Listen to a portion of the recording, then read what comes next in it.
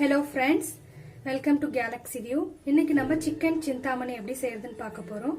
அதுக்கு தேவையான பொருட்கள் நாட்டுக்கோழி, மிளகுத்தூள், தனியாத்தூள், சின்ன வெங்காயம் 1 கப், காஞ்ச மிளகாய், மஞ்சள் பொடி, இஞ்சி பூண்டு விழுது, அரை தக்காளி, தேங்காய் கொஞ்சம் சின்ன சின்னதா கட் பண்ணது, கருவேப்பிலை, உப்பு, எண்ணெய் தேவையான அளவு. இப்போ நான் எண்ணெய் சேர்த்துக்கிறேன். நல்லெண்ணெய். சிந்தாமணிக்கு எண்ணெய் அதிகமாக இருந்தால் தான் நல்லாயிருக்கும், அதனால் நல்ல எண்ணெய் சேர்த்துருக்கேன். எண்ணெய் காஞ்சிச்சு. இப்போ நறுக்கில் சின்ன வெங்காயத்தை சேர்த்துக்கிறேன்.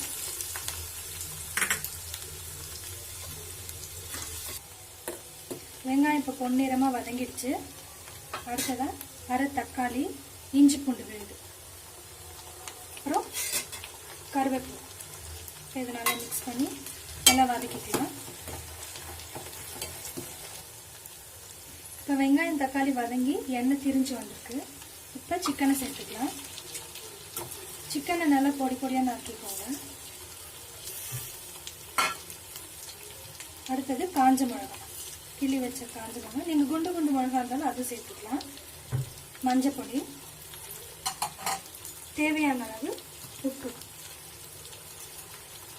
இதை நல்லா கலந்துட்டு தண்ணி ஊற்றாமல் கொஞ்ச நேரம் மூடி வைக்கலாம்.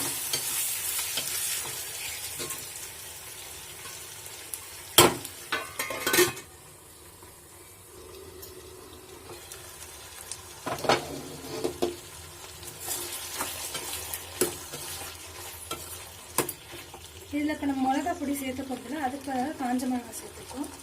அடுத்தது தனியா பொடி மட்டும் 1 ஸ்பூன் அளவு சேர்த்துக்கிறோம்.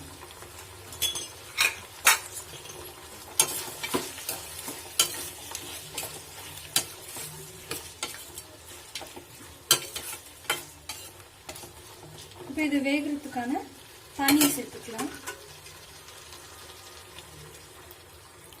நாட்டுக்கோழிங்கிறனால கொஞ்சம் லேட் ஆகும் வேக, இன்னும் கொஞ்சம் தண்ணி எக்ஸ்ட்ரா சேர்த்துக்கலாம்.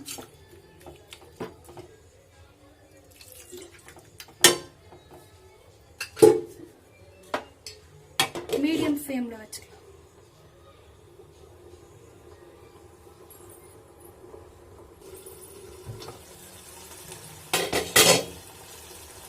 ஓரளவுக்கு வெந்துருச்சு.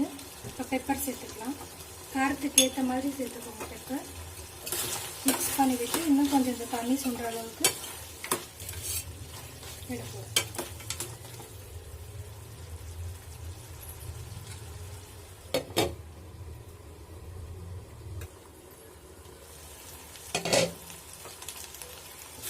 சிக்கன் வெந்துடுச்சு.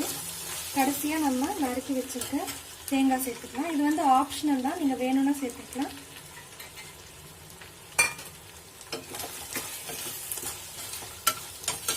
ஸ்டவ் ஆஃப் பண்ணிக்கலாம்.